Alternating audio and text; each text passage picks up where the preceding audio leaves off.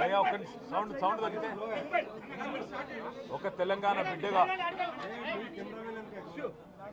తెలంగాణ రాష్ట్రం కోసం పోరాటం చేసిన ఒక కార్యకర్తగా కేసీఆర్ గారి సైనికుడిగా స్వచ్ఛమైన మనసుతో నిర్మలమైన హృదయంతో స్పష్టంగా నేను గతంలో చెప్పింది మళ్ళీ చెప్తా ఉన్నా. తెలంగాణ ప్రతిష్ట పెంచడానికి, హైదరాబాద్ బ్రాండ్ ఇమేజ్ని అంతర్జాతీయం చేయడానికి, హైదరాబాద్ని ప్రపంచ పటంలో నిలపడానికి ఆనాడు రాష్ట్ర మంత్రిగా ఎన్నో ప్రయత్నాలు చేశాం. ఆ ప్రయత్నాలు చాలా మేరకు ఫలించి హైదరాబాద్ తెలంగాణ భారతదేశంలోనే ఒక ప్రధానమైన నగరంగా ప్రపంచ దృష్టిని ఆకర్షించే స్థాయికి తీసుకొచ్చే విధంగా పనిచేశాం.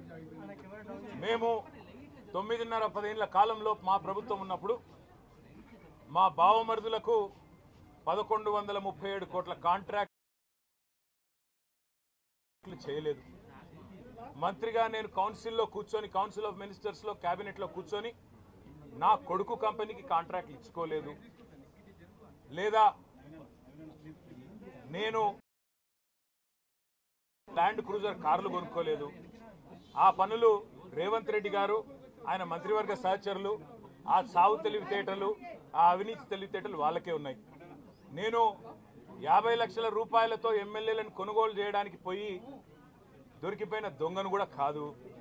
నేను నిఖార్సైన తెలంగాణ బిడ్డను. ఏ పని చేసినా తెలంగాణ కోసం, హైదరాబాద్ ప్రతిష్టను పెంచడం కోసం చేశాను. అర పైసా అవినీతి కూడా నేను చేయలేదు, చేయబోను. సరే, ఇవాళ ఈ కొంచెం ఉర్రకుండా ఆగలుగుతారా?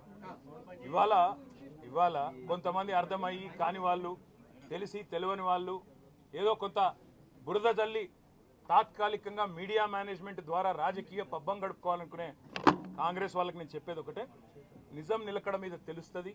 మీరు ఇవాళ చల్లే బురద ఎట్టి పరిస్థితుల్లో మా దృష్టి ఏదైతే కేంద్రీకరించబడిందో దాని నుంచి తప్పించలేదు. మేము మాట్లాడుతూనే ఉంటాం, కొట్లాడుతూనే ఉంటాం. గత సంవత్సర కాలంగా విద్యుత్ ఛార్జీలు పెంచవద్దని కొట్లాడింది టీఆర్ఎస్. లగచర్లలో నువ్వు రైతులను జైల్లో పెడితే అడ్డుకున్నది టీఆర్ఎస్. నువ్వు హైడ్రా పేరిట ఇండ్లు కూలగొడితే అడ్డుకున్నది టీఆర్ఎస్. 6 గ్యారంటీల అమలు నువ్వు చేయకపోతే నిలదీసింది అడుగడుగున కేసీఆర్ బృందం. తప్పకుండా మా దృష్టి మేము మళ్ళించాం. నువ్వేదో నా మీద కేసు పెట్టి నన్నేదో చేసి దానివల్ల మా పార్టీ క్యాడర్ను, మా నాయకత్వాన్ని నువ్వు దారి మళ్లింపు, దృష్టి మళ్లింపు దిశగా ప్రయత్నం చేస్తాను అనుకుంటున్నావు రేవంత్ రెడ్డి. అది నీ వల్ల కాదు. ముమ్మాటికి నువ్విచ్చిన 420 హామీలు ప్రశ్నిస్తూనే ఉంటాం. నువ్వు ఎన్ని కేసులు పెట్టినా, ఇది కాదు ఇంకో 100 పెట్టుకో, ఇంకో 1000 పెట్టుకో, ఎదుర్కొంటాం. న్యాయస్థానాల మీద, ఈ దేశంలోని చట్టాల మీద, భారత రాజ్యాంగం మీద మాకు సంపూర్ణమైన గౌరవం, సంపూర్ణమైన విశ్వాసం ఉంది.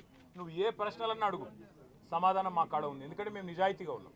నీలాగా లుచ్చ పనులు చేయలేదు, నీలాగా తుచ్చపు పనులు చేయలేదు, చేయబోము. నిఖార్సైన తెలంగాణ బిడ్డగా, కేసీఆర్ గారి రక్తం పంచుకొని పుట్టిన కేసీఆర్ కొడుకుగా చెప్తా ఉన్నా, తెలంగాణ కోసం అవసరమైతే చస్తాను తప్ప ఎట్టి పరిస్థితుల్లో ఇట్లాంటి లుచ్చగాళ్ల ముందు మాత్రం తల వంచను. తప్పకుండా కొట్లాడుతూనే ఉంటా, పోరాడుతూనే ఉంటా.